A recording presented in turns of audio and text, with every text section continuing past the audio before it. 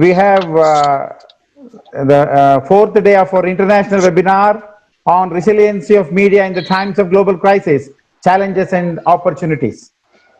I think this is the fourth day. We are presenting our first edition of our international webinar.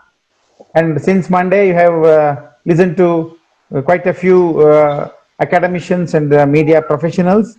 Today, we are very lucky to have a very eminent journalist and Maxis Award winner, Sri P. Sainath with us. Sir, on behalf of the Department of Communication, Bangalore University, and all your admirers and your followers, we extend a very warm welcome to you, sir.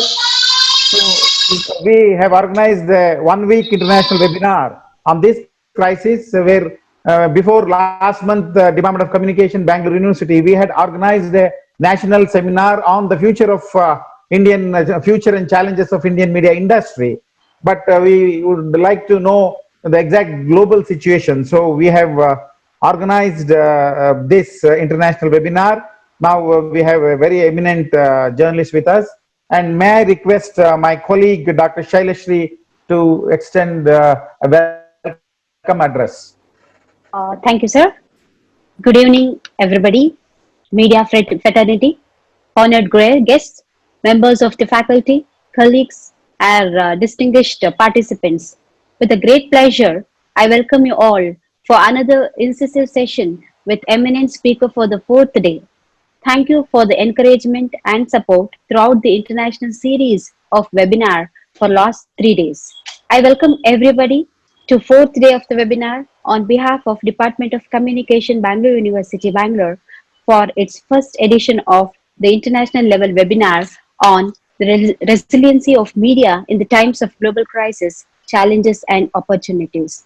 Hearty welcome to our chief guest and key speaker for the day, P. Sainath, eminent journalist. It's an honor to welcome our Vice Chancellor, Professor Venugopal KR. I also welcome GN journalist. Hearty welcome my colleagues, Dr. B.K. Ravi, Professor and Chairman, Department of Communication and Webinar Chairperson, and Dr. N. Sanjeev Raja, Associate Professor and Webinar Convener. The name is enough to recall the person, not just in India, all over the world. But still, I take this honor in introducing P. Sainath. Veteran journalist and pride of the country, P. Sainath has been a journalist for 4 decades, for the last 25 years of which he has devoted to writing and reporting about rural India. His book, Everybody Loves a Good Drought, is being referred as a Bible in development communication for the last 14 years. It has been translated in different languages. The book won him the Maxis Award. Indeed, he is one of the token few whom we have. For mainstream media, when they bother with it all, rural India is a hive of poverty-stricken misery. For Sainath, there is no place more fascinating on earth than rural India. 800 million people make it their home. They speak 780 languages, practice the most unique and ancient professions in the world, and entertain themselves with the dance and art forms that have country. Sri Sainath, now busy in documenting rural India, Sir has launched the People's Archive of Rural India, Pari, a living journal and a breathing archive showing the everyday lives of everyday people. Sainath writes, much of what makes the countryside unique could be gone in 20-30 years without any systematic record, visual or oral, to educate us, let alone motivate us to save this incredible diversity. We are losing words and voices within rural India, but today Sri P. Sainath is with us to ensure we all stay connected and help us to recognize the true zeal of the grassroots communication. Bangalore University proudly present a Pari to share his learned experience like no other.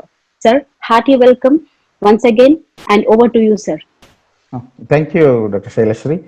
I think I should recall here Everybody Loves a Good Drought, an excellent book from Sri P. Sainath. This is translated even in Kannada by G.N. Mohan, and P. Sainath has an excellent and a very huge following even in Karnataka, sir. We are very proud of you, sir.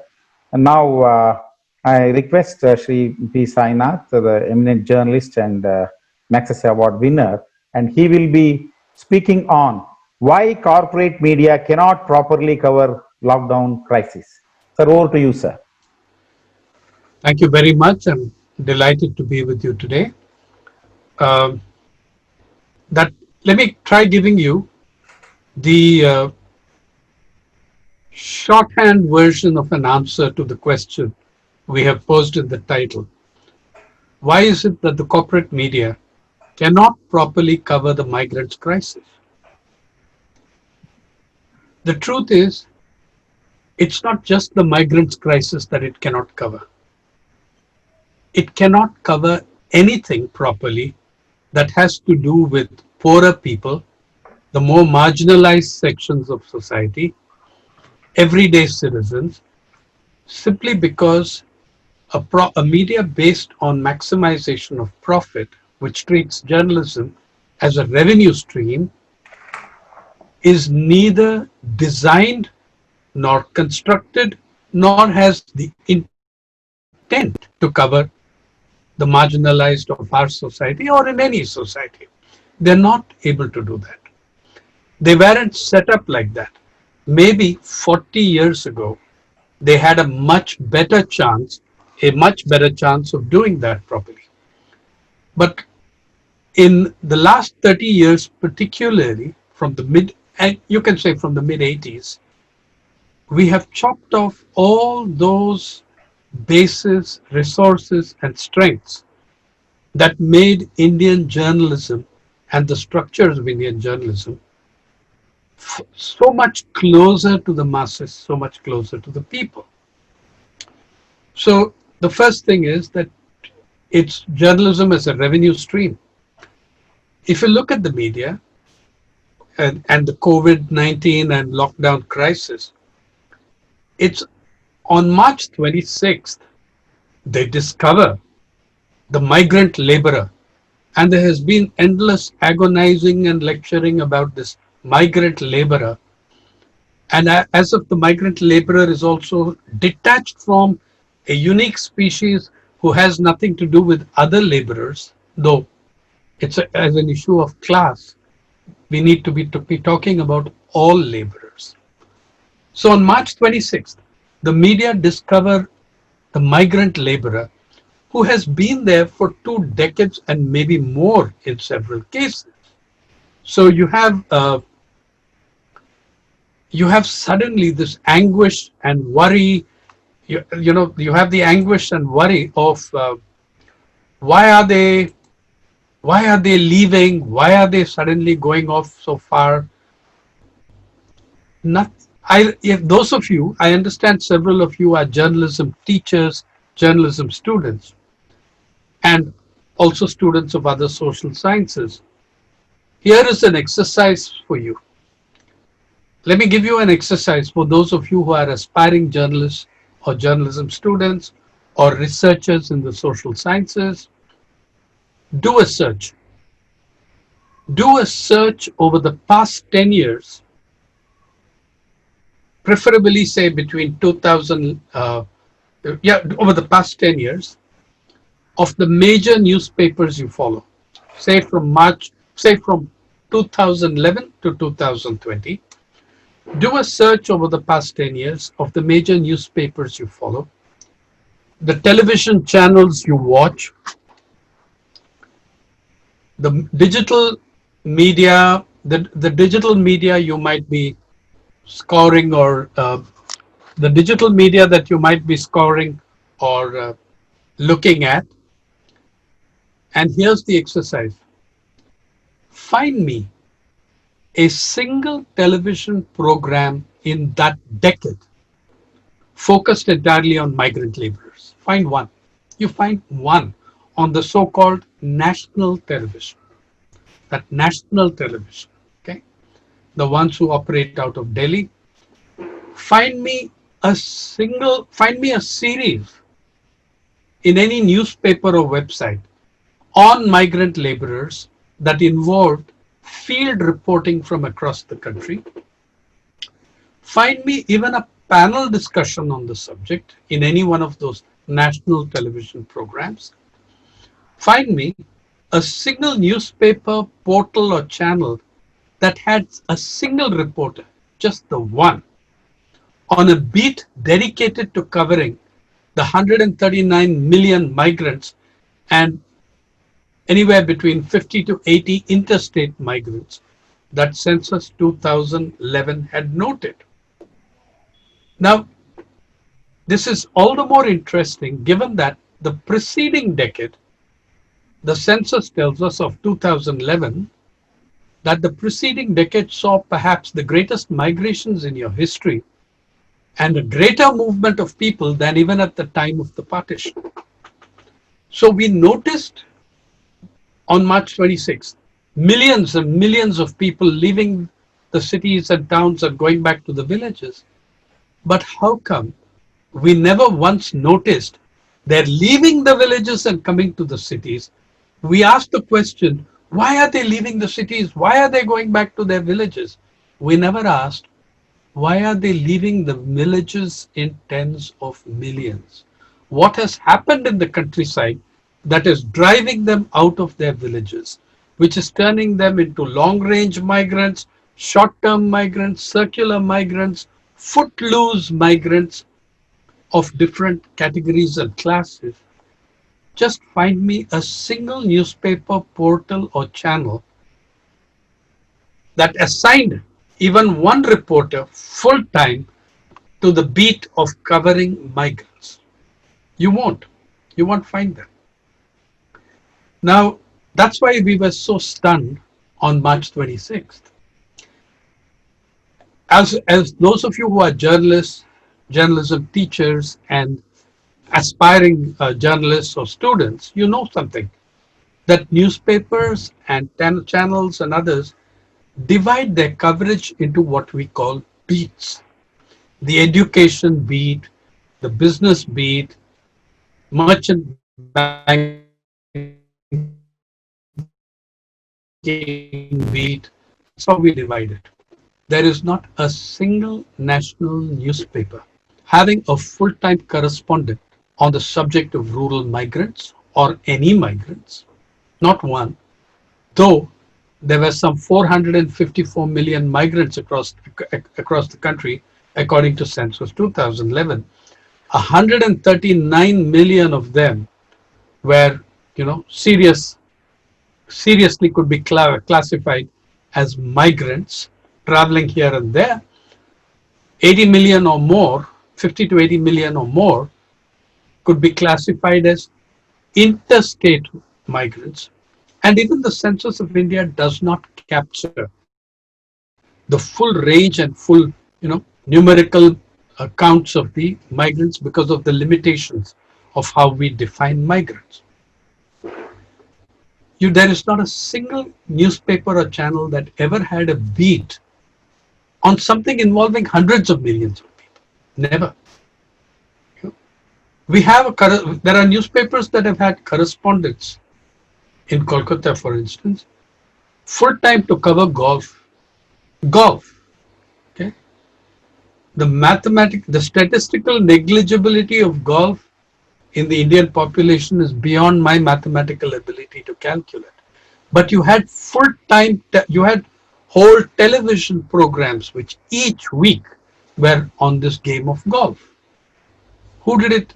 Who were they catering to? Who were the viewers? Who were the readers? Forget rural migrants.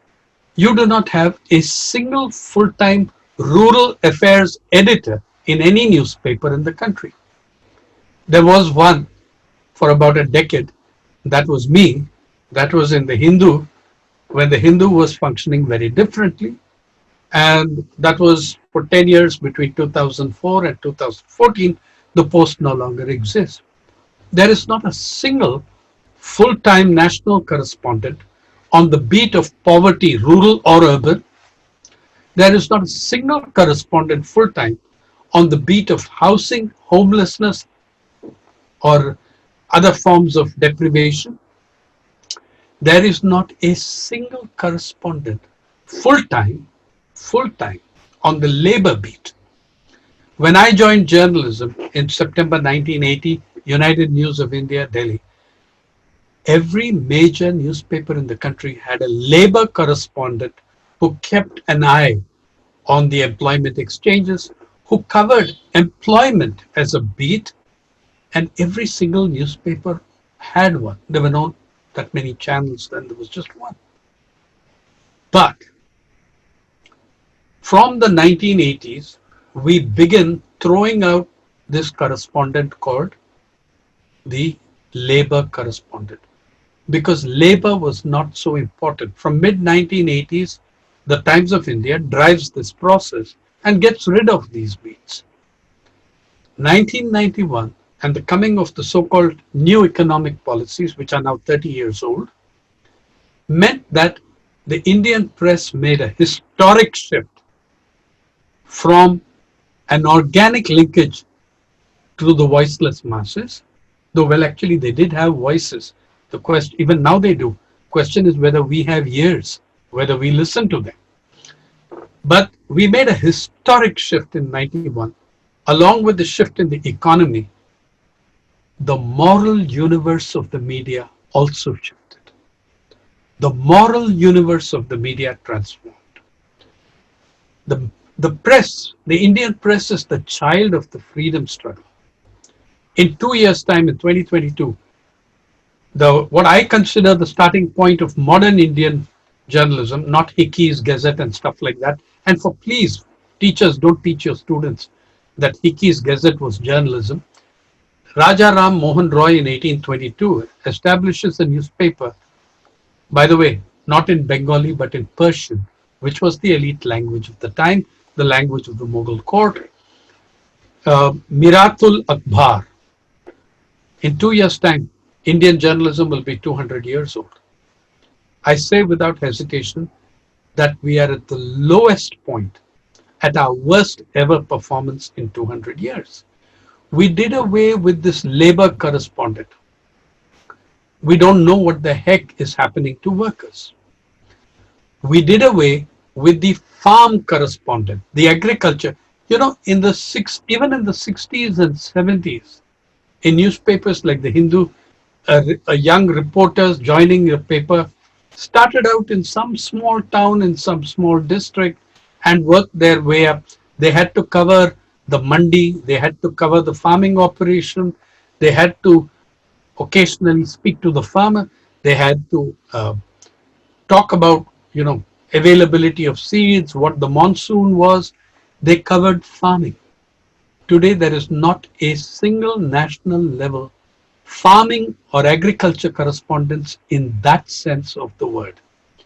We have a few people called or calling themselves agriculture correspondents. What do they cover? They don't cover agriculture. They cover the agriculture ministry. Or if it's someone like Sharad Pawar, they just cover the agriculture minister. And that is called covering agriculture. In the last 10 years, a major shift a further division has occurred. They cover the agriculture ministry, but they are covering more and more of agribusiness, the seed companies, those who have caused, especially those who have caused enormous misery amongst the peasantry, but who are very large advertisers. And this is journalism as a revenue stream.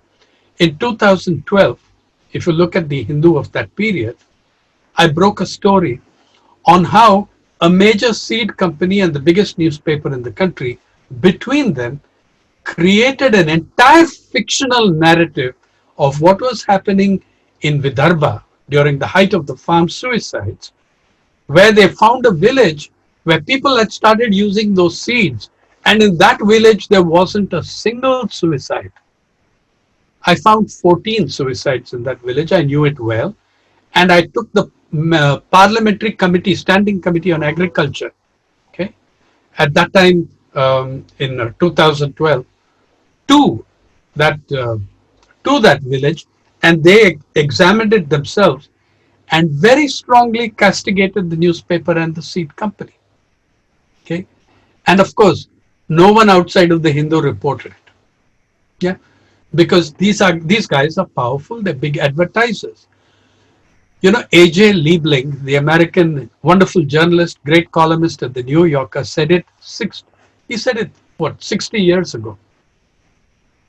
The function of the press in society is to inform, but the role of the press is to make money for their owners. Poor people don't make the owners of media any money.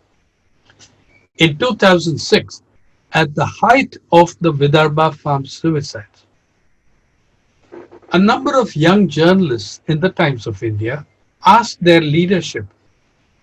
A South Indian newspaper called The Hindu, sitting in Chennai, is covering the suicides in Vidarbha in such great detail that the Marathi newspapers of Maharashtra are reproducing the work. I'm very proud to take credit for that. Are reproducing the Hindu's writings in the Marathi press. Why are we not covering this the way they are? Maharashtra is our base. Mumbai is our base. This is our territory. We should be at the forefront of covering the farmers' suicide. They were given a reply in a memo by their boss. Dying farmers in Vidarbha do not buy the Times of India. The elites of Sobo, short for South Bombay, do. Dying farmers in Vidarbha do not buy the Times of India. What they mean is also that those audiences do not buy the products of the advertisers who feature in the Times of India. Long ago, Ken Thompson, the owner of the Times London before it was sold to Murdoch, said it very simply. He said, I buy more newspapers to make more money, to buy more newspapers to make more money. And asked about the growing space for advertising in his newspapers at the cost of editorial matter, Ken Thompson gave this classic reply. Editorial matter? What's that? Editorial matter. You mean the stuff we use to separate the advertisements with? Oh, that's editorial matter. Yeah. Editorial matter is the stuff you use to separate the ads with, right? And at least he was brutally honest about it. In Mumbai, I will say that in India, Mr. Samir Jain was equally brutally honest about it when he said, in my opinion, wrongly, but he honestly said, the media are a business like any other. Now, I don't agree with that, and I'm sure most of you don't. His brother Vineet Jain, in a 2012 interview, 2008 interview, in I would say actually, yeah, in a 2012 interview with the New Yorker, went on record to say, we are not in the newspaper business. We are in the advertising business. And that's an incredible admission from a newspaper that was at that time the largest English newspaper in the world, and now I believe it's second. One of the senior most executives of the Times of India also told the New Yorker in that interview, following up on his boss saying we are in the advertising business, not the newspaper business. The executive followed up to say, you can call us a large equity firm with significant media holdings.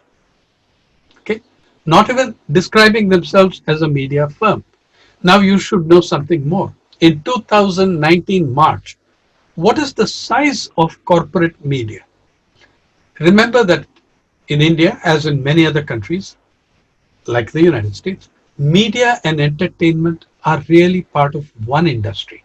They may occupy somewhat different spaces, somewhat overlapping spaces, but they are in the same cage.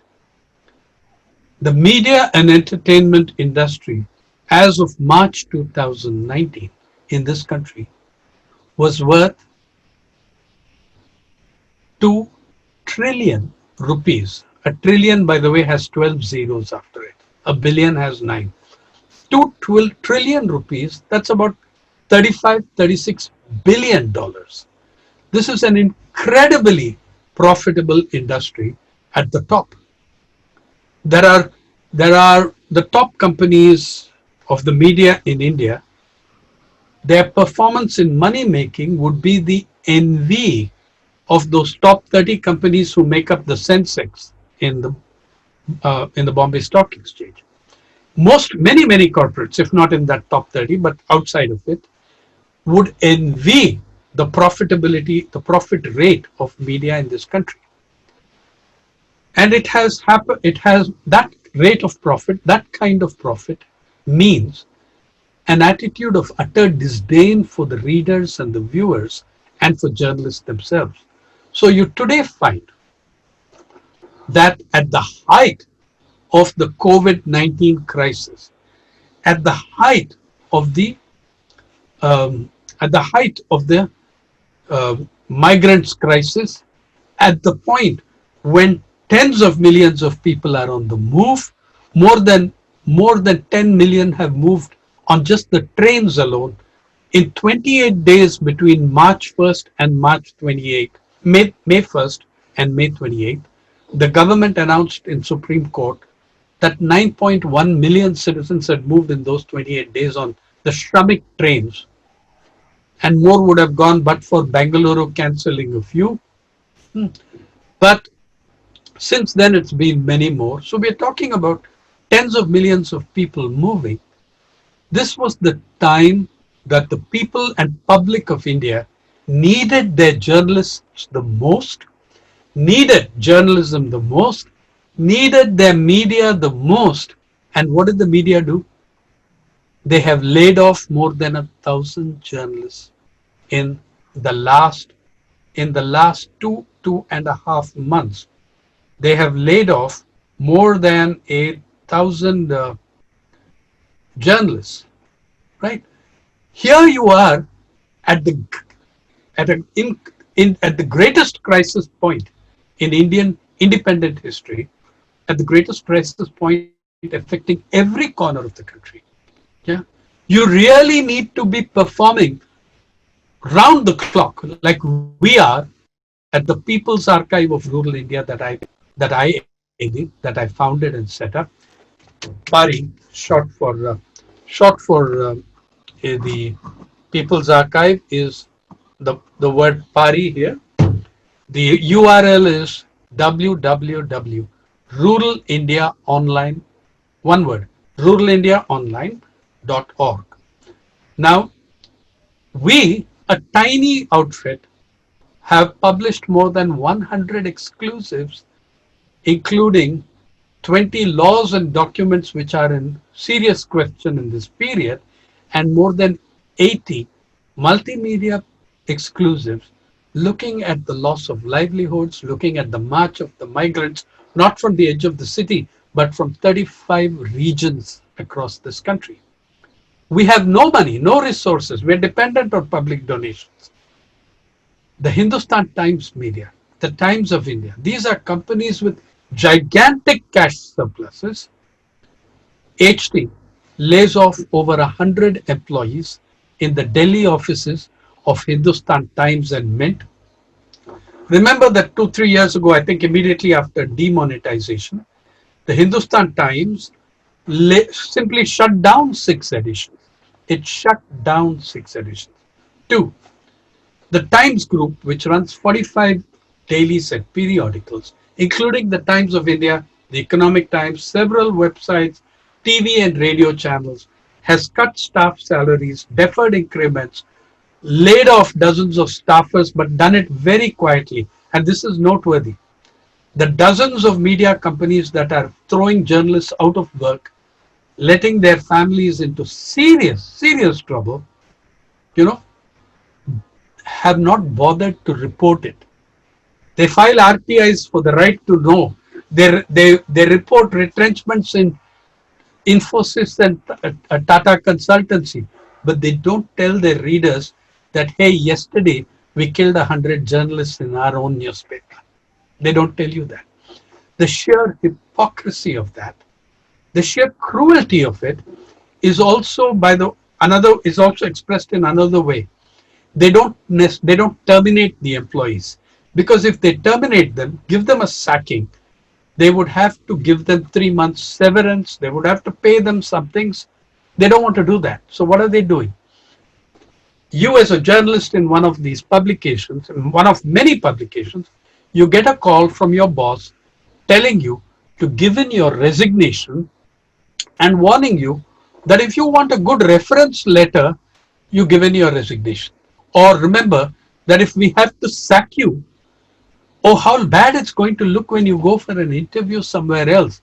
There are no interviews, and there are not going to be interviews, and there's not going to be recruitment for a long time, except at Pari, where we have still we are recruiting, and we have given, we have actually enhanced the working conditions of our staffers, uh, very, very significantly enhanced that. And and here's the thing: the Times Group then throws off more people than we can count. The Hindu, a newspaper that never for 100 years functioned in that way, more than 100 reporters, sub-editors, and other staff across various editions of the Hindu, according to newspaper reports in Huffington Post and The Wire and elsewhere, have been asked to tender their resignations by management. The entire Mumbai edition is scrapped.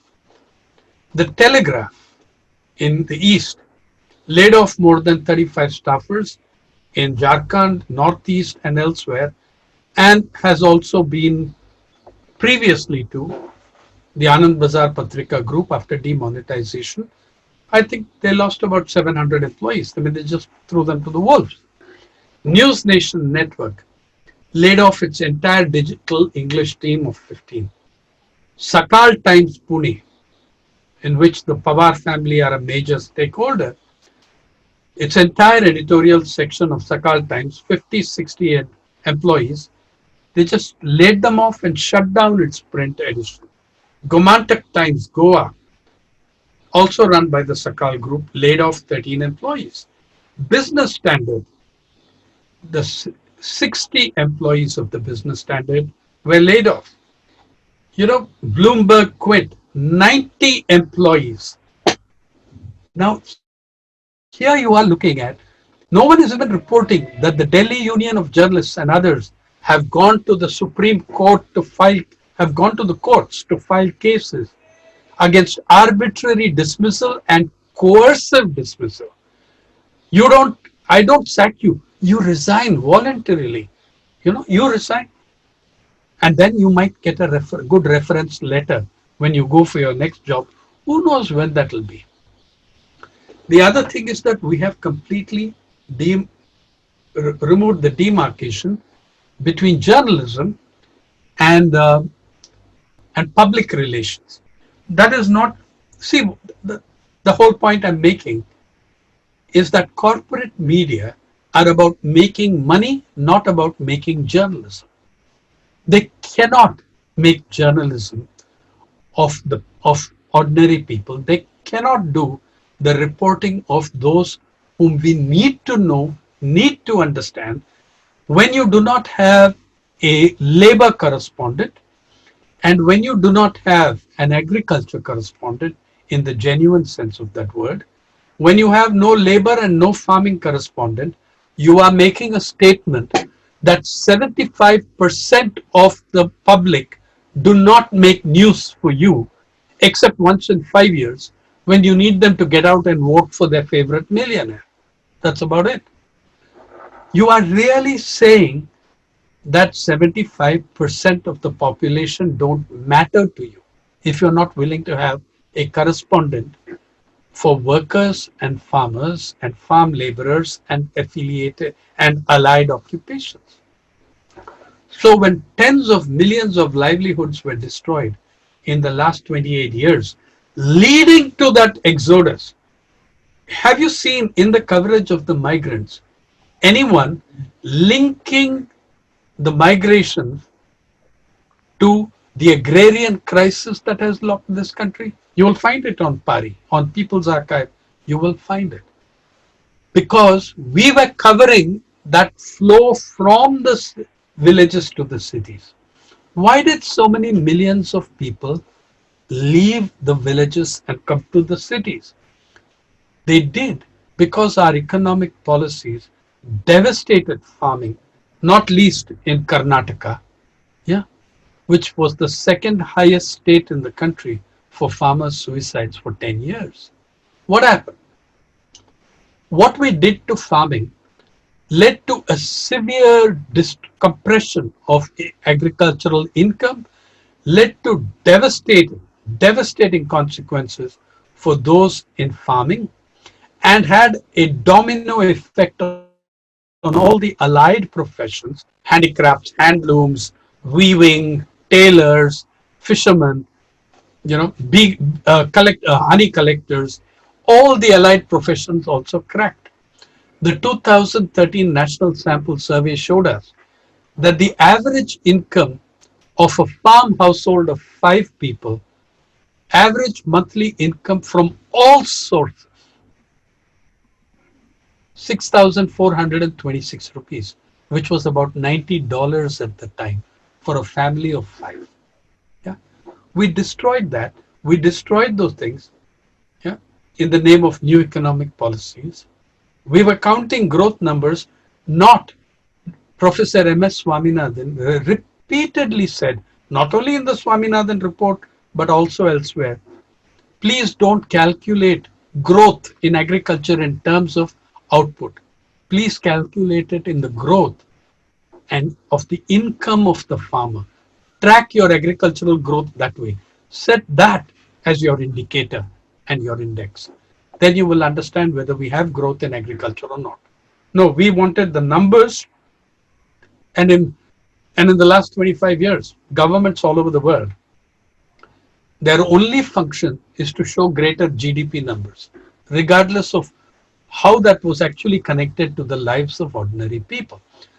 So we had a gigantic reduction in the farmer population, by which I mean, most people, a lot of academics, a lot of leading economists sitting in Columbia University, some of whom have graced or disgraced your planning commission and Niti Aayog, write in their books about 53% of Indians being farmers.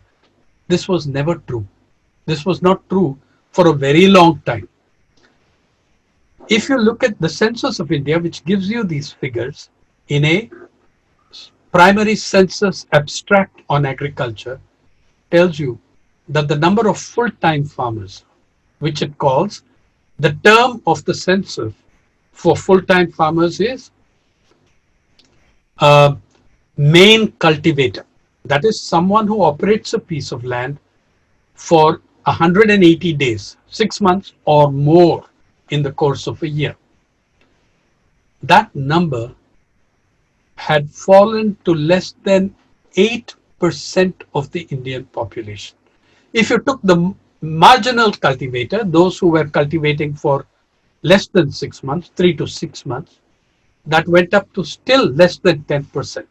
If you added all categories of agricultural labor and agricultural workers, if you added all of them together, then this whole group would come to 22, 23%. Yeah. How did that, what was that 53% figure about? That was not about agriculturists only. It was about the larger agrarian society. It included your weavers, kumbhars, potters, tailors, all those allied occupations that cracked.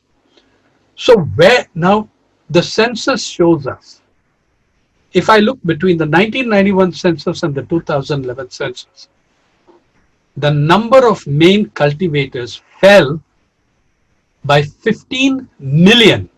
Friends, 150 lakh fewer farmers in the 2011 census than in the 91 census when we began our new economic policies. If you lost 15 million full-time farmers in 20 years, main cultivators, that means on average you were losing them at the rate of 2,000 every 24 hours. Where did they go? A significant number of them became migrants. A very large number of them, equally a bit, maybe an equally large number, fell into the ranks of agricultural labor. The census shows you the farmers column is plummeting. The agricultural labor column is shooting up. Okay. None of this we showed any interest in. We had no one to cover these gigantic convulsions in the countryside. Is it that Indian journalists are not capable? I beg to differ with that idea. There are hundreds of journalists in this country, including especially very young ones, who have the energy, the talent, the capability. I know many of these, several of them I've had association with in traveling in the countryside, and several of them were also my students, and many of those who were not also I consider extremely competent to be able to do this. But that didn't make revenue for their bosses. So there was no interest in this. There was no interest in it because what's there in it for us? Dying farmers in Vidarbha don't buy the Times of India, right? So the entire profit rationale of maximization of profit led, maximal profit, minimal journalism. That's what it led to. You had any number of correspondents. Who were for covering Bollywood, glamour, fashion, design, and many of these correspondents actually earned a lot more than their colleague political correspondents. I can tell you that for Mumbai, including papers for which you have a lot of respect for, and still this happened.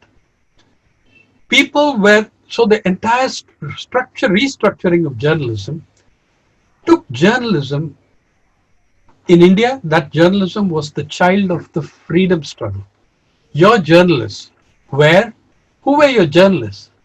Raja Ram Mohan Roy, Mahatma Gandhi, the inimitable Ambedkar, and the brilliant Bhagat Singh. I actually feel very sad as a fellow journalist that this journalist, whom I am totally inspired by, people think of him as a martyr, a political activist, a idealistic youth. He was all of those. Friends, professionally, he was a journalist.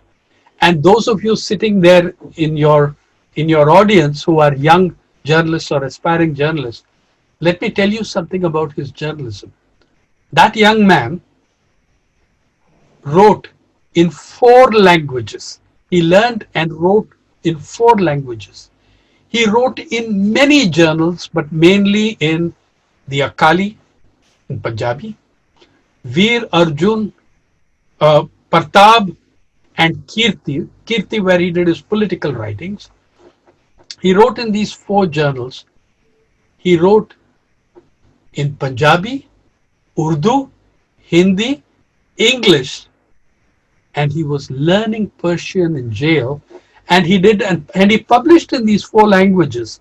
He even published a couple of articles in Bengali when he was underground in Kolkata and learned some of that language. All this, regularly publishing in 4 languages, dabbling in 1 or 2 more, all this when by the time he was hanged at the age of 23. I look at that and I think, heck, I started journalism at the age of 23. What the heck he achieved by then, I haven't been able to come close in 40 years. But what a goal, what an ideal to aspire to. This was journalism of the people. Yeah, this is journalism of the people. That's why in People's Archive of Rural India, we don't just publish in English. We publish in 12, 13 languages, including Kannada. Okay? We think that the Indian languages, and especially those spoken in the countryside, are the heart and soul of this country. Yeah, it's very, very important that we reach audiences in those languages. That's why we publish in 13 languages.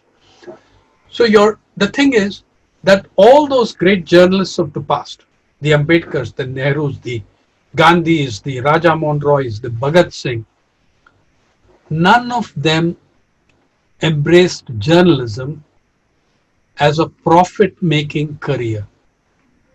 It was not a profit making business. I'm not saying that you should make losses, but I'm saying if that the making and maximization of profits is the central to the ethos of the media, then the media corporate will always be incapable, absolutely incapable of covering poor people, whether they are rural migrants or urban migrants or rural to rural migrants or urban to or rural to urban migrants or vice versa. They cannot cover them because they do not even notice them.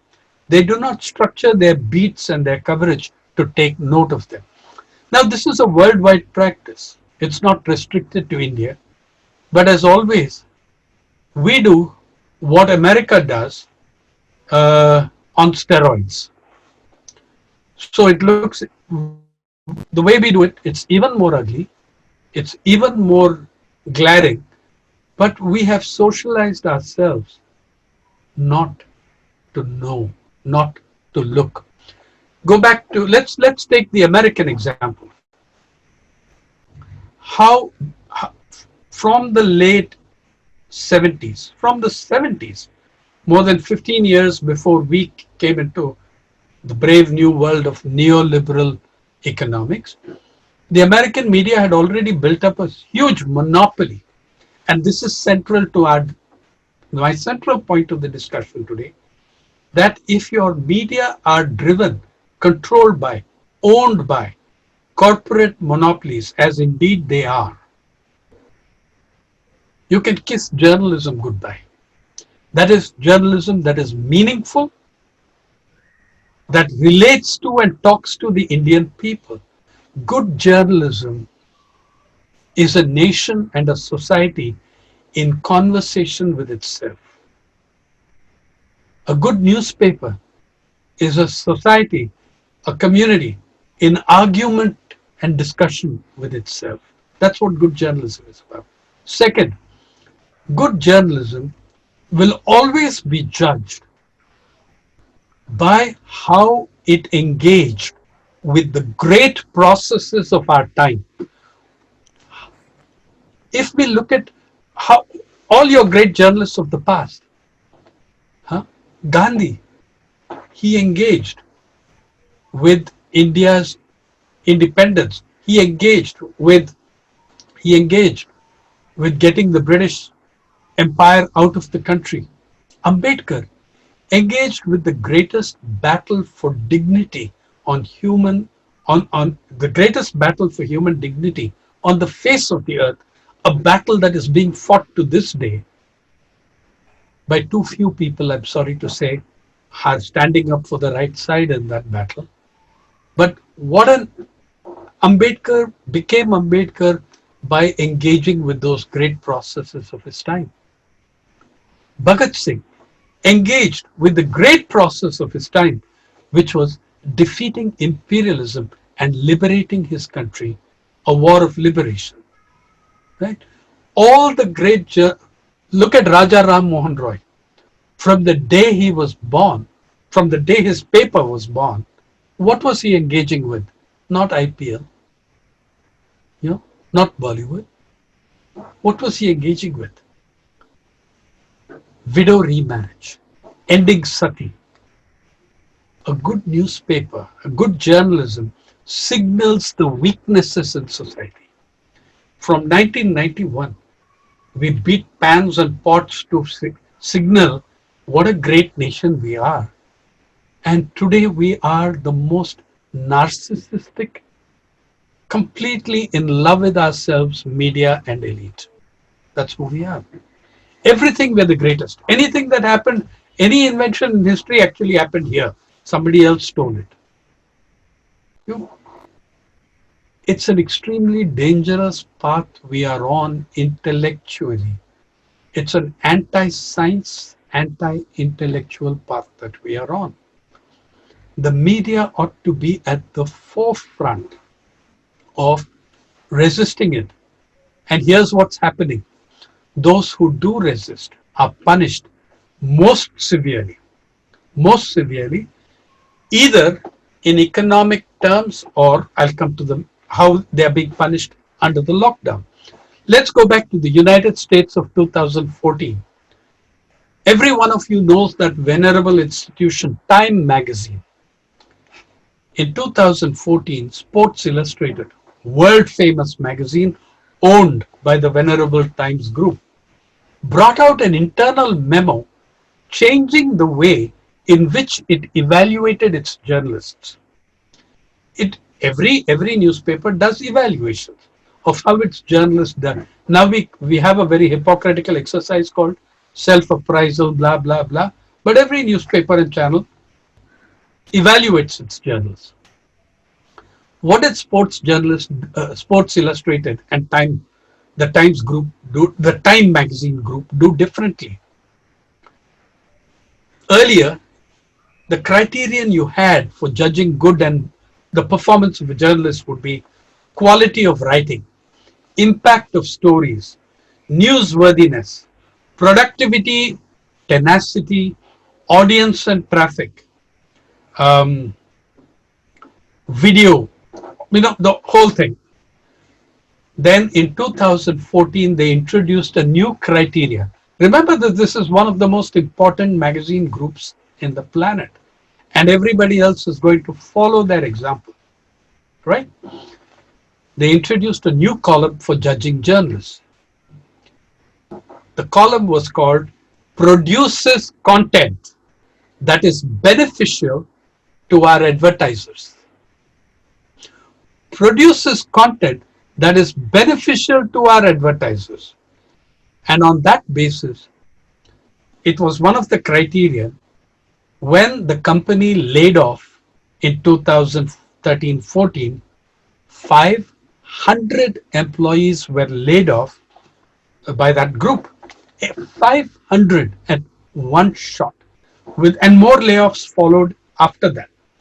Now let me tell you something, how these two interests, how profit maximization and quality journalism cannot go together.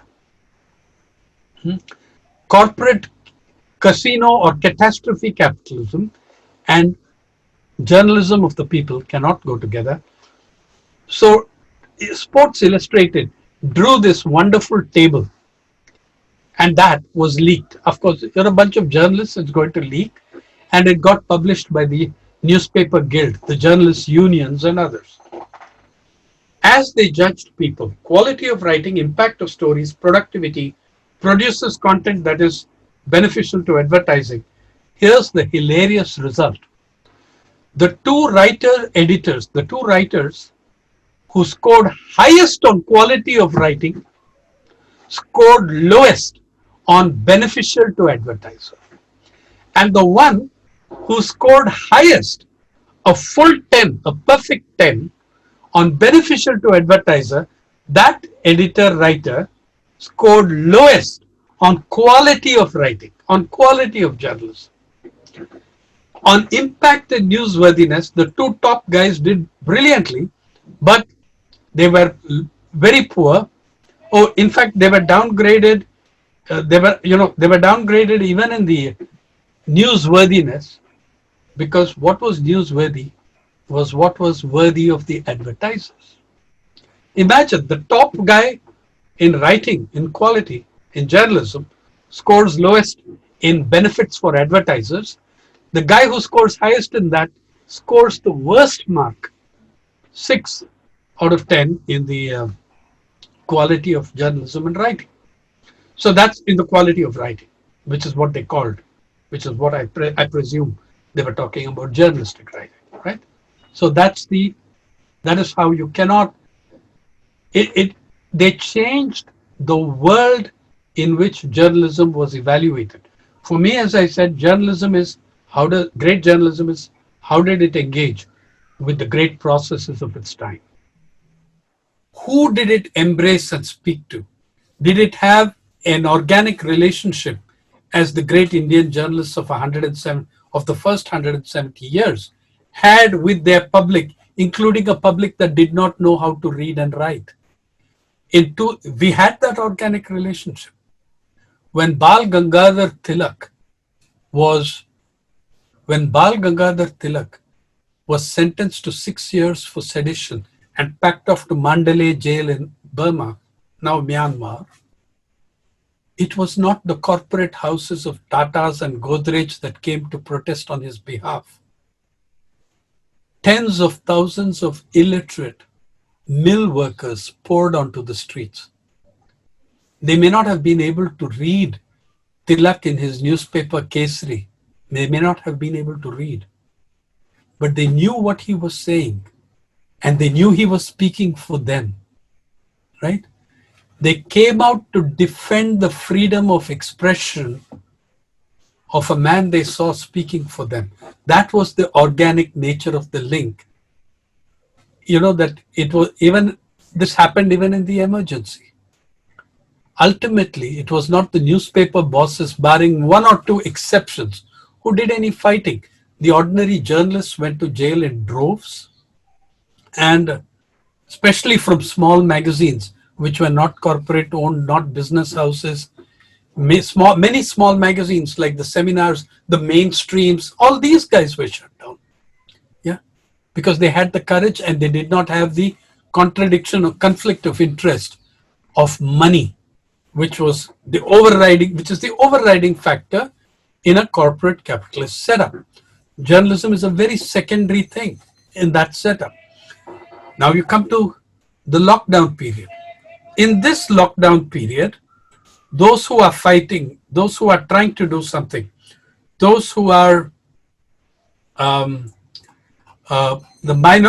many journalists who are trying to report something, what's been happening to them? Arrests, notices, FIRs, and under what acts?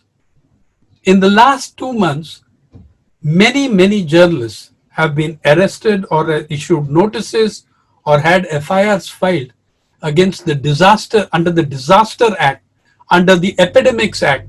These are 19th century acts which had 10 paisas worth of tweaking in the 1950s. But they go back to the 1870s, 1880s, and 1890s. Under the Epidemics Act, journalists have been arrested. Under the Disaster Act, journalists have been arrested. Andrew Sam Raja Pandian of the web portal in Coimbatore called Simplicity. He was arrested for what? For reporting that doctors and nurses were not getting proper personal protective equipment, PPE, in Coimbatore Medical College Hospital. And where did he get that figures? Where did he get that information from? From the doctors and nurses. He was arrested. Zubair Ahmed, perhaps the finest journalist out of the Andaman and Nicobar Islands, was arrested for a tweet on the quarantine rules being followed by local authorities. He referred to a news article on a family that was reportedly quarantined, and one of the members of that spoke to a COVID-19 positive person over the phone. Zubair Ahmed was charged under Indian Penal Code sections 188, 269, 270, 505 brackets 1. He was charged under sections 51 and 54 of the disaster management. Why?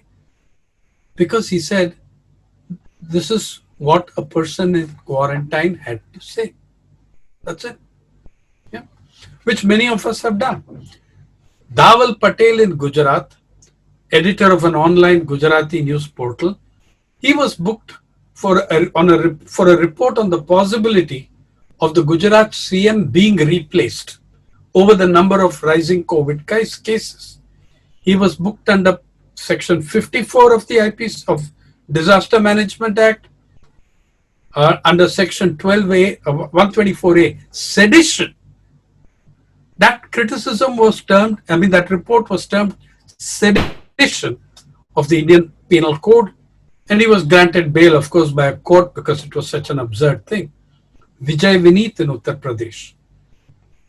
He and many other journalists said that the Musahars, a very poor Dalit community, were surviving on eating grass, and they even shot videos of it, photographs of it, and this appeared.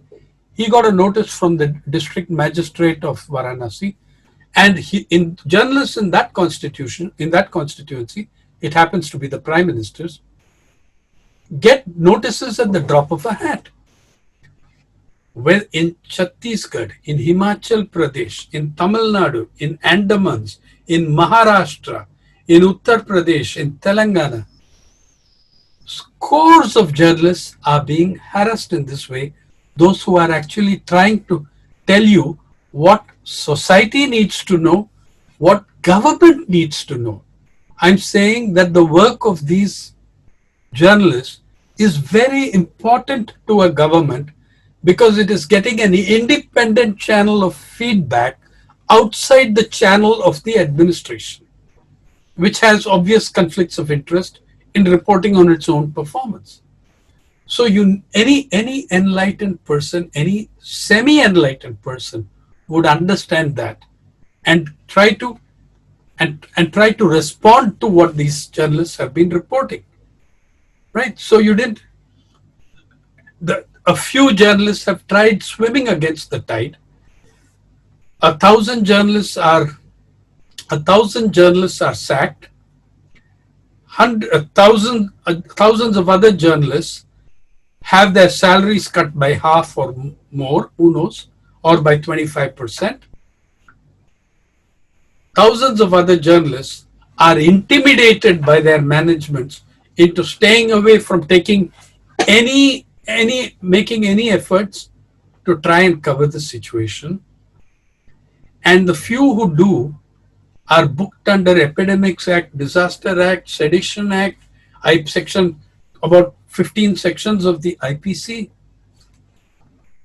How can the corporate media give you any real sense of what is happening? How can they cover migrant laborers when they have never understood who is a migrant laborer, how many kinds of migrations there are, how many migrants there are? They didn't have a clue about any of this. So in sum, a media based on concentration of power, on concentration of ownership. It's not a secret, it's not an accident that the richest Indian in the world is also the biggest owner of media in this country, Mr. Ambani, of course. So it's in sum a media that has shifted, as Liebling said, from the function in society to a role in society. The function being to inform, the role being to make money for their owners. When that shift has taken place, when journalism is reduced to a revenue stream, when newspapers consciously and channels consciously distance themselves from poor people because Vidarbha farmers don't buy our newspaper, when the maximization of profit is the only goal, when you lay off 1,000 journalists at a time when the public needs them the most, how can the corporate media cover anything properly? Thank you. Thank you very much, sir. It was an excellent presentation. If you permit us, shall we take up some questions, sir? Sure. There's one question from Dr. Sudeshna Mukherjee from Center for Women's Studies, Bangalore University. Yeah. You have made us realize why everybody loves a good drought. Do you think same is holding good now for a section of population, including media, who are enjoying a worse pandemic? Well, there is some truth in that analogy because a lot of people are making several sections are making a lot of money. Look at private healthcare and the big pharma industry. I live in a very privileged part of Mumbai in close proximity are 3 5-star hospitals. These people are charging 6,500 rupees and upwards for a COVID test, which should not cost 1,000 rupees, and which in any case in this national emergency should be free. It is something that they can do, yeah, but they are choosing to maximize profits out of it. That's one. Second, the number of non-COVID patients are dying in very large numbers. We don't even get these reports. Do you know that if in big cities, when a person dies because he was a diabetic, he had a stroke, he is not being admitted to the hospital, thereafter, I know that this is true of several cities, but certainly in Mumbai, private doctors are asking that family, very often slum families, 10,000 rupees for issuing a death certificate. Okay, 10,000 rupees for issuing a death certificate. Now, the family of my own classmate in Chennai has had this experience. They are not terribly poor. I mean, they are middle class people. But you cannot get a death certificate from a government hospital, because the government hospitals would then, by their rules, by their protocols, they have to conduct an autopsy, a post-mortem. Then they can issue a certificate. At this present pandemic crisis, there is no way they can take on that burden. Yeah, they're collapsing. They're beyond collapse. So private doctors are having a field day with this. 10,000 rupees for issuing a death certificate. They're not even going to examine. They're not going anywhere near that body. Yeah? But they're going to charge you 10,000 rupees for it. Now, everywhere that non-COVID patients go, they are being told there are no beds. After a while, someone contacts them and says, we'll get you a bed for 2 lakhs. Yeah. That kind of racketeering is going on. And in fact, look at how other countries dealt with this situation. Spain and Ireland, especially Spain, which had a very bad time with COVID, and Ireland, COVID broke out the next day within the week of its outbreak. They nationalized the entire healthcare sector. These are advanced capitalist countries, far more capitalist in their orientation than we are as a society and a nation. They nationalized the entire health sector. It took 2 months in India before the government of Maharashtra commandeered 80% of beds in all private hospitals. It took 2 months, maybe 2.5 months before that happened. 2 months at least.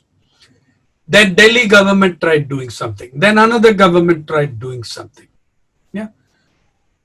And now the amount of money that is being made, Mr. Donald Trump, gives a certificate to hydroxychloroquine, and that is off the market, being sold in black. Yeah. Remdesivir was a drug not yet brought to market, but FDA cleared it because the Trump administration told them to, and that is selling at an unbelievable prices, leading to severe racketeering. Now the fact is that if you have built a system and a society, as we have in the last 30 years, based on neoliberal versions and visions of capitalism, you are asking for that kind of crisis.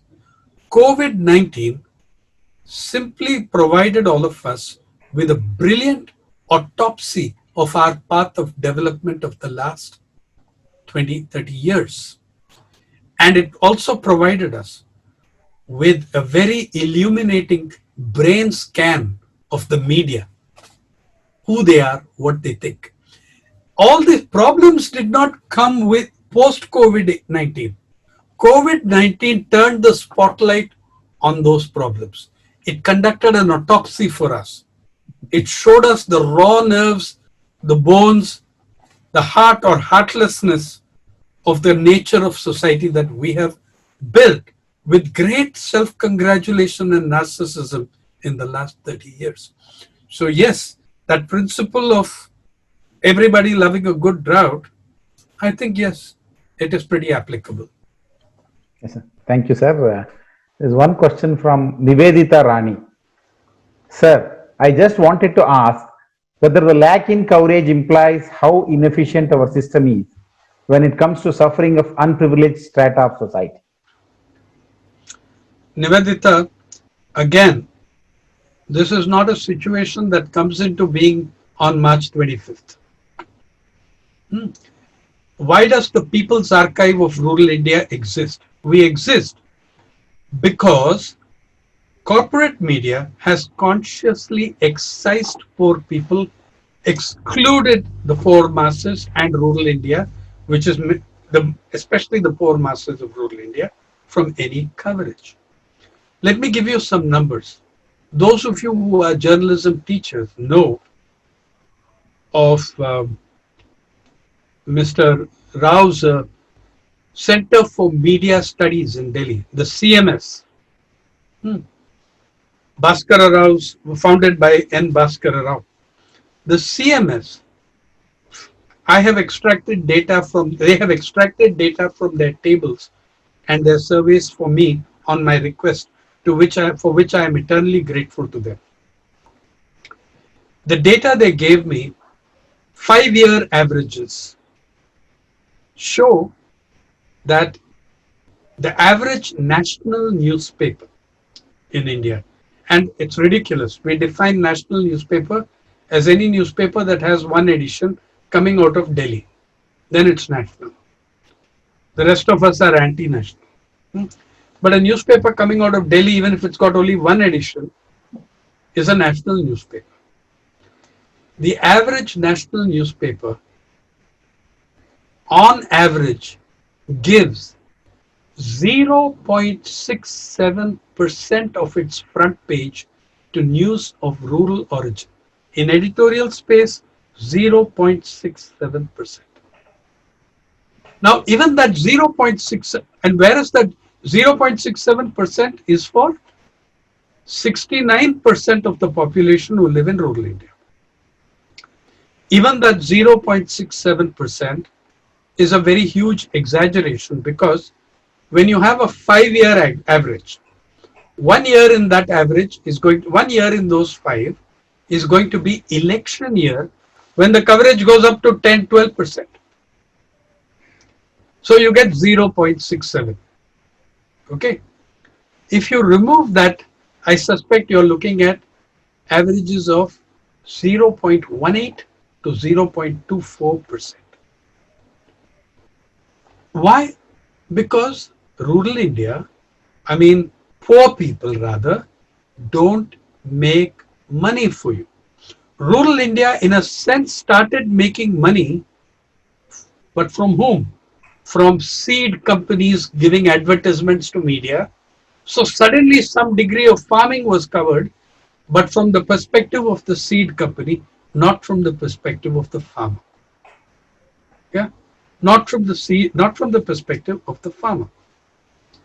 So you had, I'm trying to tell you that the problem is not merely tactical, situational. It is a structural problem. That is the media we have built in the last 30 years. I believe, and I say this to you categorically, the media in India are and have been for 15-20 years the most exclusionist institution of Indian democracy. At least the other institutions have representation. Even the judiciary, which has no reservations, has had a Dalit Chief Justice. It's had Dalits who have headed high courts. Yeah. in the you've had in the political order, you've had two Dalit presidents of India. You've had Dalit chief ministers, Dalit governors. You know, um, in our newspapers and channels, find me one Dalit chief sub-editor in the national press. One. Find me anyone who reaches that level. Are we saying, so these communities, the Adivasis and Dalits, they are good enough to produce deputy prime ministers and presidents and chief justices, but they are not good enough to produce editors and reporters in the newspapers, except in statistically negligible quantities. We are a deeply exclusionist institution, and therefore, and the more exclusionist we are, the less democratic we are. Now, this reflects even worse in digital media, obviously because of access to the digital spaces in the digital realm. So my answer to your question is, we are an exclusionist medium. We are extremely, insensitive to the larger issues of public. That's why we were so totally taken aback on March 26th. Because what engagement do we have with those millions of migrant laborers, many of whom are Adivasis and Dalits? Your problem is structural. Yes, excellent, sir. Thank you, sir. There's one question from Prashant Malo. He's from Manipal University. Yeah. What are the challenges and obstacles you encountered while breaking out the news which had political support or with political agenda? Sorry, I didn't get that question. Will you repeat it? What were the challenges and obstacles you encountered while breaking out the news which had political support or with political agenda? See, it's been my understanding, and I think proven elsewhere across the world, that the maximum amount of resistance and censorship happens within the newsroom. In fact, I wonder why the governments take action against journalists and newspapers against journalists when they so easily manipulate them through the owners. The owners are dependent on government for advertising, for contracts, for favors. There are so many newspaper groups which are acquiring in every state in the country.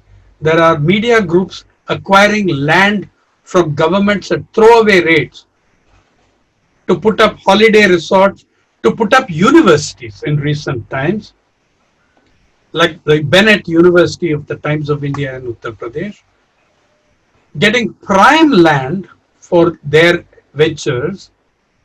Okay, and when they are not going to allow their reporters to say anything critical of the government, nor are they going to allow their reporters to say anything critical of their advertisers.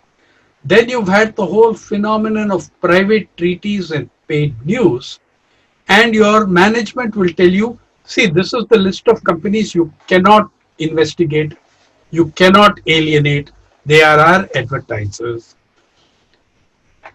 The number of sacred cows in each newspaper can be anywhere between 100 and 200 who cannot be touched. We've been through this in the paid news scandal. We've been through this in the private treaty scandal.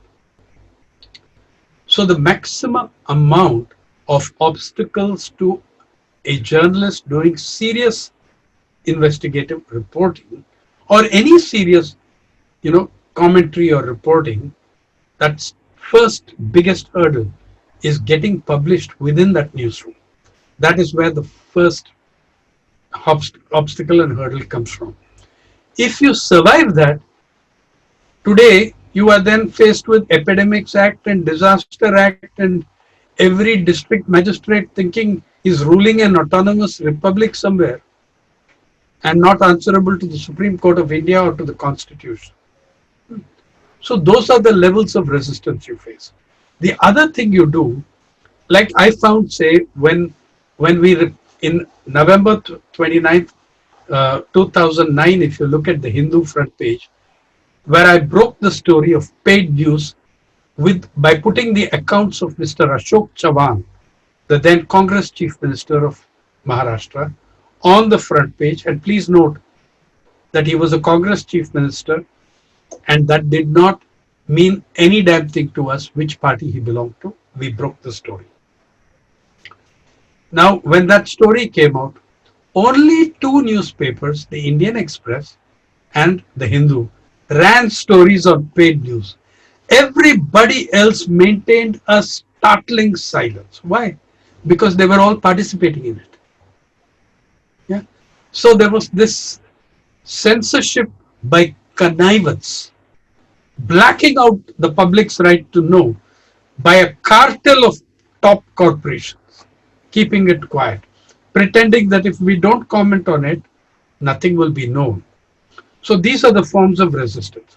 In the countryside, if you are writing on the problems of the peasantry, you will of course face resistance. You will of course face resistance maybe from the local sahukar or the local jamindar. This does happen. Yeah. 3 weeks ago, a journalist in Betwa in Banda district in Uttar Pradesh was murdered by the sand mafia for reporting on how farmers' lands were being eroded and the river itself was dying. That Betwa is the most important river to go through those two districts, okay? Banda and Chitrakoot. So that was yet another problem. Then also consider that in the last several years, people whom you may not consider journalists, but I do. Yeah. Look, for me, Mahatma Gandhi was a journalist, and he gave you one of the greatest measures of how to judge in that wonderful quote, "Let me give you a talisman. Recall the face of the poorest, weakest person you have seen, and ask yourself if the decision you contemplate is in any way going to improve his control over his own life." Yep. I think that's a wonderful thing to apply to journalism, though he did not say it in the context of journalism. I think it's a wonderful talisman. Now, when you have this issue, that the resistance also comes from, there was a huge thing in the resistance to the paid news from the political class. I know how I was vilified, how setups were made for the thing, but I'll tell you one thing. I find that the most danger was never in rural India, but in urban India, where fundamentalist organizations would come and smash your newspaper office completely. When I worked in Blitz, that happened 3 times in 10 years. Yeah. And you have, in the last few years, the assassinations. Narendra Dabholkar. People know him as an anti-superstition activist. I knew him as the editor of a journal, as a journalist, as an editor of a journal that completed 25 years. And I made the keynote address at the 25th anniversary, alas, after his murder. Then M.M. Kalburgi, an intellectual, a writer, a columnist in the press. Columnists were also journalists, historically. Yeah. And he is murdered. Then Gobind Pansare, a trade union leader, a columnist, a historian who wrote the finest book till today on Shivaji. Who was Shivaji? And showed us an extraordinary emperor who was secular to the core of his being. He never divided his society on a communal basis, which people do in his name today. If you, he brought out the letters, the orders, the fatwas of Shivaji in a brilliant little book, Who Was Shivaji? Govind Pansare was always a target of fundamentalists. He was murdered 3-4 years ago. Gauri Lankesh was murdered in Bangalore. First time a high profile journalist in a metropolitan city was gunned down. Now you have cases being filed. You not only have the state acting against journalists, there is also an outsourcing of terror, which leads to these sort of assassinations by private parties, not one of whom has been punished. Not one of whom has been punished. So the pressures come from everywhere, from many sides. But as I said, the biggest censorship starts at home in the newsroom. Thank you, sir. One question from Manjula CS. She is assistant professor of Department of Journalism in Government First Grade College for Women, Hassan. Sir, the tremendous growth of corporate media, which is so-called information superhighway, has opened countless new channels for media. Is there any opportunities for control of these channels? They are controlled. Please understand, see, there was always this romanticization in the first 10 years of the internet that the internet is going to liberate us. By the way, anyone who has a knowledge of history knows that the same romanticization occurred with Gutenberg's machine, which is wrongly credited with being the first printing, first real printing with moving type. The Chinese had had that a long time earlier. Maybe they didn't use metal and iron. Okay. But there was a lot of romance that this would lead to that this is what led to the Reformation and the Renaissance, etc., etc., etc. Then there was the romanticization of radio when it came. See, all these media are wonderful. The question is, who owns and controls them? That is your central question. So, radio, Raymond Williams, the sociologist, said, radio will liberate humankind. That was 2 years before Adolf Hitler showed us what radio could do with his notorious Berlin broadcasts, which he used to prepare for the invasion of Czechoslovakia and Poland in what were known as the Berlin broadcasts. Television, we thought, would be the medium of mass education, and many governments sank billions of dollars into television on the ground that it would promote mass education, instead of which it produced mass entertainment of a money-making kind and very little education, none at all in many cases, and produced your extremely regressive TV programs and channels that we see today. Internet was thought to be the ultimate liberation because everybody has a voice. My dear friends, the internet guarantees you a voice. It does not guarantee that anybody will listen to your voice. There are the billions and billions of voices which are controlled by 4 companies. Yeah, you're looking at the worldwide debate, and especially within the United States, about the sheer tyranny, racism, the incredible mischief wreaked by Facebook. It's led to congressional hearings. There are Senate hearings in the House of Representatives on how much Facebook has contributed to the legitimization of racism in the black, and how much it has hurt black people and Native Americans in the United States. Facebook, Twitter, a handful of digital giants not only control the digital space, monopolize, their monopolies are bigger than you have ever seen in the non-digital media. Rupert Murdoch, at the height of his power in the conventional media never controlled 73% like Google does of 73% of all search, eBay 68% of all online auctions, Microsoft and Apple 82% of all and Gmail 82% of all email through three companies. The extent of monopolies in the digital space are greater than you have seen in any other industries or especially in the media any time in history. And there is one more difference, which is the qualitative difference between monopoly in the digital media and monopoly in all other media. What makes the digital media's monopolies the most frightening guys in history of media? One thing, these guys own your personal data. They sell it, they trade it.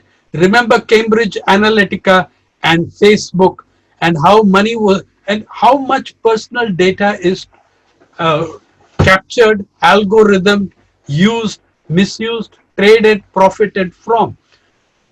Um, suppose let's say Manjula makes an email to her friend that I'm going on a holiday to I'm going on a holiday to say Kashmir. From that second, how many emails and ads show up in your inbox for hotels, resorts, etc.? We have been algorithmed out of our intellect. Yeah. I think it's time for human beings to control media, not algorithms and corporates. Yeah. I think that is very important. So what you really are seeing is that absolutely the levels of monopoly, and I'm trying to tell you this, nothing will be a change, nothing will transform unless you can beat and tame monopoly. And it's not new. It has been done even in the United States. There have been what was called antitrust legislation that prevented cross ownership. In India, there are no measures preventing cross ownership, which means you can be a person in a city who owns the only television channel, who owns the only news portal, who owns the only radio station, who owns the only newspaper in that city. Yeah, that cannot happen, but it is coming, moving towards that very fast in a number of Indian towns with the kind of monopolies we have. So that becomes another of the central issues. Now the internet, that level of monopoly. And the other thing about monopolies is that they are basically compromised with the state, with government, and with corporations. Most of our monopolists, most of our corporations are dependent on public resources and public funds. How do they're going to get, they make their money, the biggest ones make their money from getting contracts in mining, in oil and natural gas. Those are public resources. Those only the government can give them. So they're not going to do much about that. In the digital, can I point out something to you why these people can never cover anything properly, can never produce great journalism? Think, in the last decade and a half, the greatest exposés in journalism, not one of them has come from corporate media. Not one. Where did it come from? It came from WikiLeaks. It came from Edward Snowden. It came from Chelsea Manning. It came from people whom we look down at in disdain, saying, oh, they're not professional journalists. We are. You needed to be outside professional journalism in order to do journalism. And I believe I was very lucky when I went into rural journalism. There was no such field. So I had no competitors and I found how collaborative an exercise journalism can be. Hundreds of stringers and fellow journalists across this country helped me, traveled with me, went with me because this was the journalism they wanted to do but could not do in their own publications. Now, the internet monopolies make these problems even sharper. They rule out anything that's not going to make them money. And you're seeing the kind of problems that Facebook is, you know, the debates that are coming around it. You've seen that the European Union has fined Google billions of dollars for making a stranglehold of a monopoly. There are huge copyright issues in the world. So the internet is an incredible instrument. So are many of the other mediums. The internet is unprecedented. Yeah. So was each of those mediums at one time. The internet is a very valuable resource, and it's not.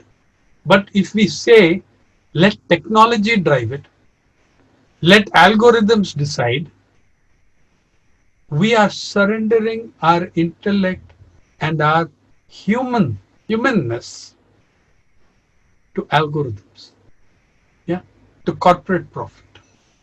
That is my take on the internet. Okay, so thank you very much, sir. It's already more than 1.5 hours now, and questions are pouring in. Shall we wind up, or shall we take up? Because there are a lot of questions. We take another 3 questions, which are Okay, okay, sir. few questions. Yeah. Okay, sir. There's one question from Hetvi Vashi from St. Paul's College. Journalists are being compelled to resign. How can the fresh graduates take up this, and what should be their approach? How can the press? Journalists are being compelled to resign. Yeah. How can the fresh graduates take up this, and what should be their approach? Okay. Journalists are being forced to resign. I dealt with that in detail. Yeah, they're being coerced into putting in their resignations. What do fresh graduates do? I'm not going to sugarcoat this for you. You are going out into a very difficult world, into a very, very troubled world, into a world where the media is in the hands of a bunch of people I consider extremely nasty, inhuman people. Okay. However, I think the greatest reporters and reporting in history came out of precisely such situations. That throws you the greatest of challenges. Yeah. It throws you the greatest of challenges. Look at Indian journalism and the freedom struggle. Yeah. How many of them?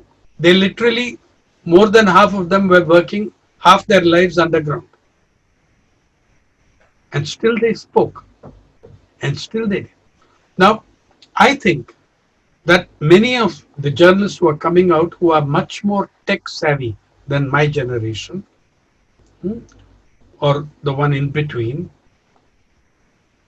should be looking at also creating local portals and delivering a service to the community from which you can get local advertising, but even that for me is not you can get public support. Now, People's Archive of Rural India, thank you, you've given me an excuse to speak about it. We work without government funds, without corporate grants. We work on donations by convincing people that what we are doing, you need. You need this. And we want not to put a price on it, but we need this money, we need this resources to be able, in a country where the young generation is growing up, a younger generation is growing up as foreigners in their own country. We are here to educate, to inform, to experience your country along with you. Do you know what? Let me tell you something I'm very proud of. Yeah, we are the one media group that has not laid off anyone. We have hired,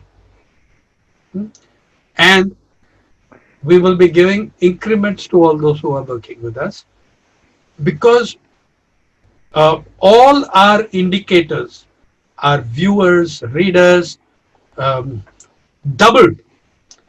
Our readers doubled As the crisis grew and people realized that they could not get this kind of information anywhere else, they could go to Pari.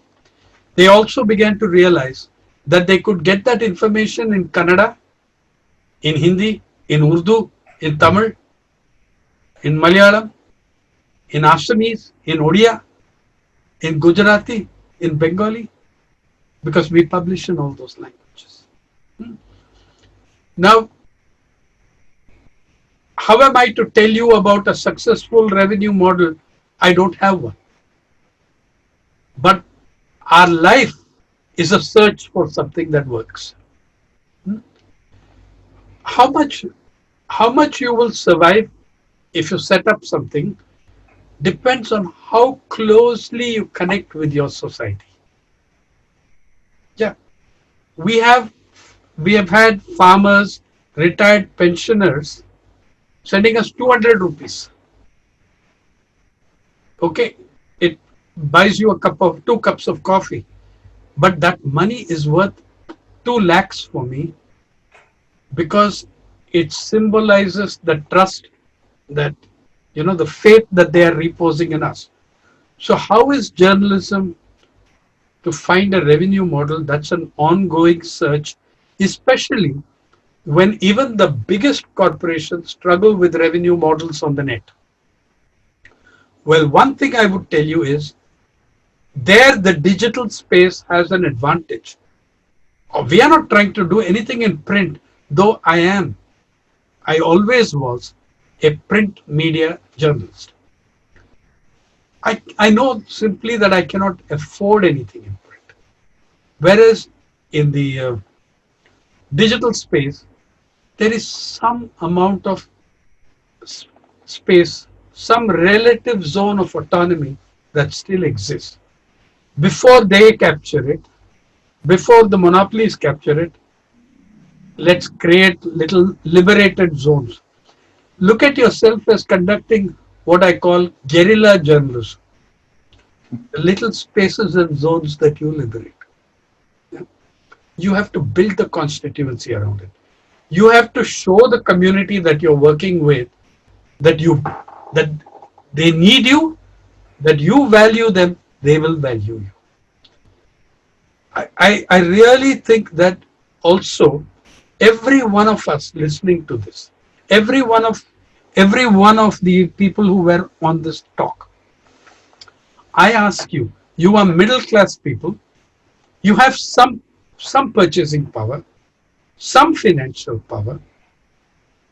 I tell you by to start by subscribing or supporting at least three at least three journals, online or print or whatever, or broadcast, at least three journals that go out of their way to produce content for you that matters. Now, it may be you buy a subscription to EPW or Frontline. It may be that you donate something to People's Archive of Rural India. My argument is that if you have worries about the media, but you're not supporting those who are trying to do something about it, you have no right to complain. So I ask all your middle class audience, please go and support. I'm if you support us, we are delighted. But there are others. In your own Karnataka, there are little groups trying to do something. There were little people like Sarvodaya Press in Bhopal, where one old gentleman was the person who told this country about what dams and displacements were doing. Yeah. So all this, I think that yes, you're getting out into a very dangerous world, but for me, man, that's what a reporter wants. That's what I mean. A journalist who will look back and say, "I lived in that time." Your challenges are incredible. I think that that should bring out your best as a writer, a reporter, a chronicler. How to make that financially viable, I am the least competent person to tell you. But I have shared what we do. Thanks. Thank you, sir. There's one question from Lazarus Lepcha. He is Assistant Professor of Department of Journalism, Loyola College, Bangalore. Huh. Would you please shed light on media coverage on economy crisis due to unprecedented lockdown? Indian media, have they done justice to the need of the time? If not, what could be the main reason? Well, I gave you the main reasons, and I also pointed out to you that at a time when they needed journalism and journalists the most, they sacked 1,000 journalists on monetary grounds. Though some of those companies have giant cash surpluses. I am actually seeing some smaller companies, smaller media outfits, which are trying to preserve their journalists by the owners taking the burden of losses and sharing it and trying to absorb it. People who can't are trying to absorb it. People who can are passing the loss onto the backs of the journalists. So, in how are they ever going to tell you about the economy?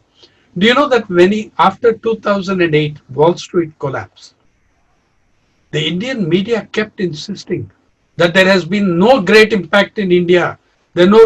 All those companies were for the first time in their history in serious losses. But they could not write about it. Why?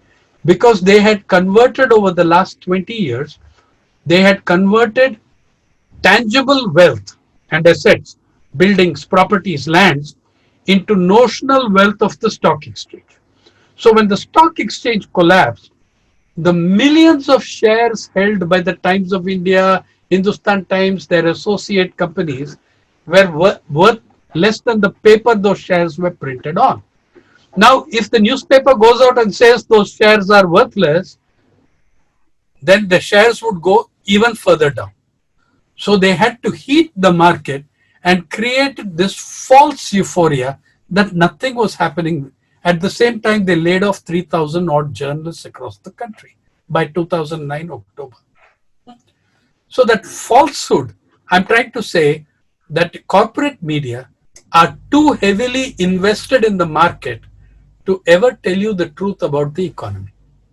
That's again a structural issue. So also the economy is reported from the point of view of the top 0.1%.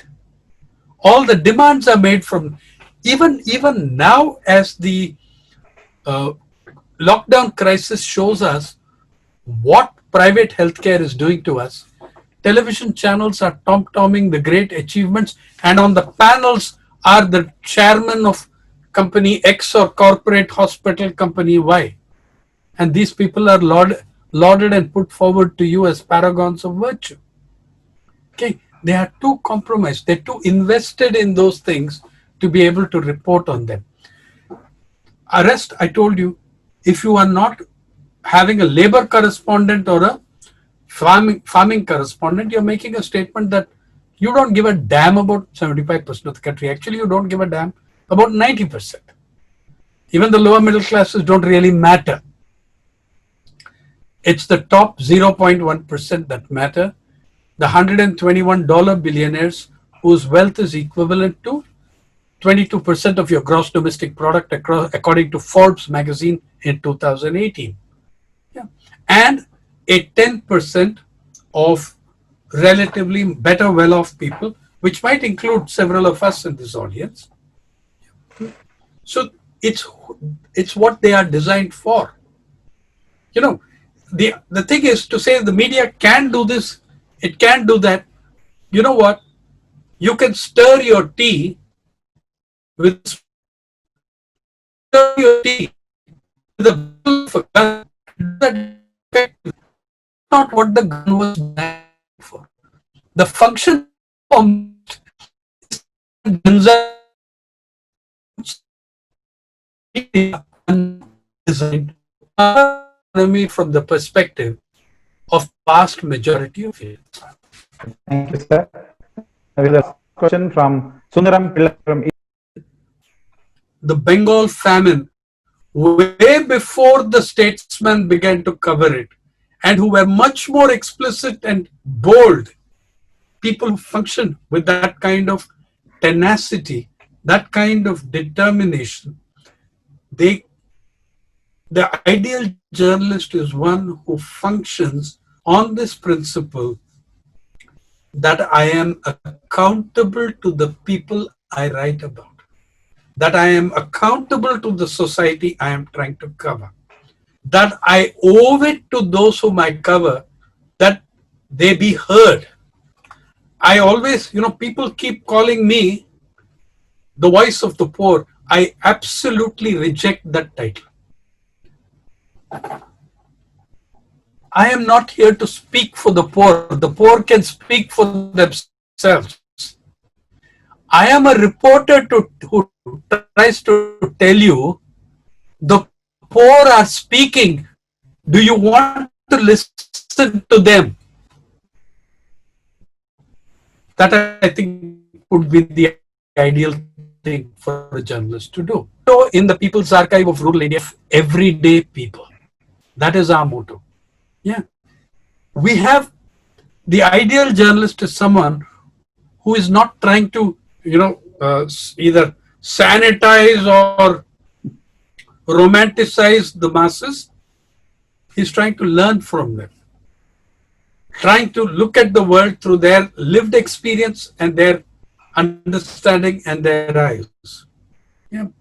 The ideal journalist is one, you know, um, it's, well, this is another conversation altogether. We could do it. But these are some of the things that your, what ideal journalism means. As I said, good journalism is a society in argument and conversation with itself. Many of these qualities matter. So thank you, sir. There's one question from Dr. Suparna Naresh. She's from Christ University. Her question is,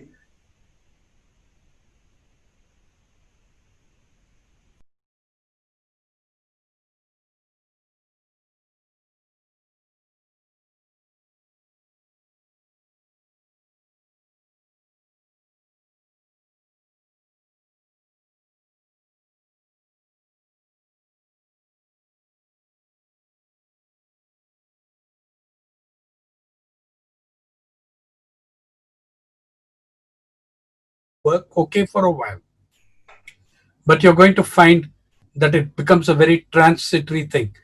Can I point out to you that the greatest monopoly of the early 20th century, the Rockefellers, the House of Rockefellers was becoming more powerful than the White House. Ultimately, the United States, the state,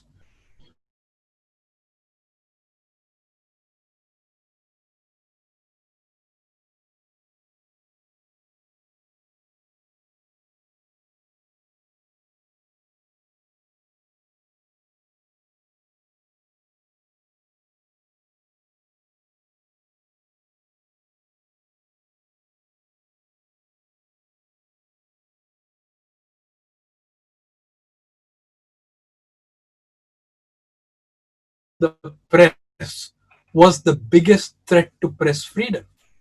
You see the papers presented before the press commission. What did they say? I'm saying that we have to undo monopoly. So here's my slogan has been democratize the digital, democratize all media. More diversity, more owners, more public space, less private okay, interests. thank you, sir. We'll take up the last question, sir. Yeah. Dr. Parishram Kamath has a question. If a jobless journalist continues as an independent development reporter, how can they find a path? What suggestion and guidance would you like to give them? Well, as I said, on the financial viability of an existence of a freelancer, I'm not the most competent person to tell you about it, but I lived as a freelancer for 12 years. There are serious trade-offs in that process. The serious trade-offs are, it's at that time, I did not have a job out of choice. I made a choice.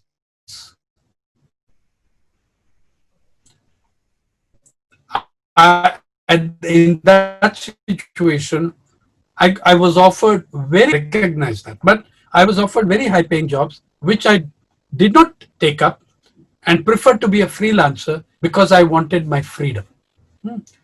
So it was a trade off between freedom and security. And you're going to have to do other things. I think that, by the way, I want to tell every journalism student that's there, please do not think that you can be just a reporter or just a writer. Yeah. More and more the media are going to rationalize. You've seen it in the last 15 years in regional television channels. The reporter is also the cameraman. You have more chance of getting more work by doing more than one thing, by being not just a reporter, but also a photographer. After all, remember that we are storytellers and communicators. You use every platform possible to enhance the story. So please learn, and see, some of the great journalists in the world were photojournalists. Yeah. So learn, and if you're going to have only one expertise, well, I wish you luck. You're going to have to be a genius to survive on that alone. Learn a little bit more about it. Then I always, in 40 years, took my own photographs when there was no need to. When a newspaper was willing to give me a photographer, because I believed it's my story, I should take the photograph to be able to tell what I want to tell in the story. So there I would say, develop your skills in a multimedia fashion. Develop your skills across platforms. That equips you better. But believe me, I said it, I'm saying it again, it's not going to be easy. It's going to be very difficult. However, the excitement of and the challenges of the reporting ahead are what I can talk to you about and what I have talked to you about. And that is the excitement that I have in running Pari. The financial thing ahead looks to me very, very bleak. Even earlier, more and more journalism students were having to find absorption in public relations and corporate communication. That might intensify as a trend now. I don't know. Frankly, I'm not able to tell you that this will happen this year and this will happen next year. I can tell you that it's going to be bad and it's going to get worse for a while before things get better. Okay, sir. Thank you very much, sir. Dear friends, questions are pouring in. Because of lack of time, I think we cannot take all your questions. So we're very sorry about it. So it was a 2 hours marathon session on behalf of Department of Communication, Bangalore University. I thank Shri P. Sainath, the eminent journalist and Magsaysay Award winner. So thank you very much, sir, for sparing your valuable time. Your commitment to social justice is unquestionable, and let all our young journalists follow your path in the coming days. We wish you all the best. And once again, on behalf of all of us, we are grateful and we are thankful to you, sir. Thank you very much, sir.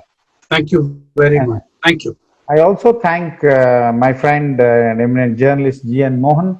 Thank you very much on behalf of the Department of Communication. We are very grateful to you, Mr. Mohan. Thank you very much. And I also thank my two colleagues, Dr. Sanjeev Raj and Dr. Shailashri. So thank you very much. And I take this opportunity to thank all my colleagues, academicians, researchers, my students, teachers from different universities, from different colleges, and even media professionals and teachers from abroad. So we are very grateful for all of you, because we had a roaring response when we announced the talk of Shri P. Sainath. We were very grateful, all of you. It was a very huge people who had gathered today, and it was an excellent experience for all of us. Let us all follow the path of Shri P. Sainath. So, dear friends, we are grateful for all of you for your encouragement and support. And tomorrow, Professor Richard Breyer from Syracuse University, New York, He will be speaking on the future of the documentary tomorrow exactly by 6 p.m. Let us meet tomorrow exactly by 6 p.m. Thank you, one and all, again. Don't worry about COVID-19. Let us fight COVID-19. Please stay safe. I wish all of you all the best. Thank you. Namaste. Namaste, sir. Thank you.